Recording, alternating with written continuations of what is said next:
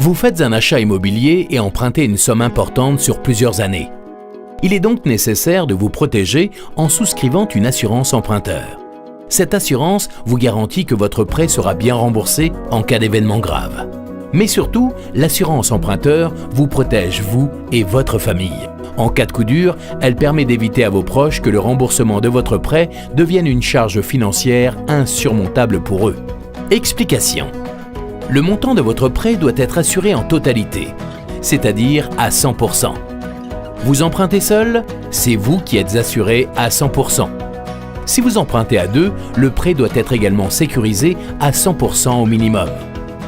Et pour une protection optimale, il est recommandé que chaque emprunteur se couvre à 100%.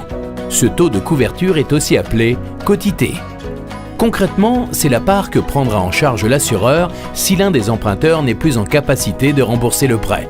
Prenons l'exemple d'un couple, Jeanne et Serge, dont la situation financière est la suivante. L'un gagne 2 400 €, l'autre 1 900 par mois. Leur mensualité de prêt immobilier s'élève à 1 200 €. Et ils ont 1 000 € de charges fixes chaque mois.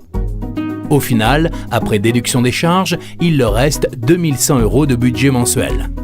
Cas numéro 1, ils choisissent une quotité de 50% chacun. Si Serge ne peut plus faire face à son remboursement, Jeanne doit rembourser 50% du prêt. Les charges fixes ne diminuent pas et sont intégralement supportées par Jeanne. Le budget de la famille est ainsi fortement diminué. Cas numéro 2, ils choisissent une quotité de 100% chacun. Si Serge ne peut plus faire face à son remboursement, dans ce cas, c'est l'assureur qui prend en charge 100% du remboursement du prêt. Comme dans le cas numéro 1, les charges fixes ne diminuent pas et sont intégralement portées par Jeanne. Mais le budget de la famille est moins impacté. Voici pourquoi l'assurance emprunteur est indispensable, pour protéger ceux que vous aimez en leur permettant de maintenir leur niveau de vie et de garder le logement s'il vous arrive quelque chose. Alors, parlez-en à votre conseiller.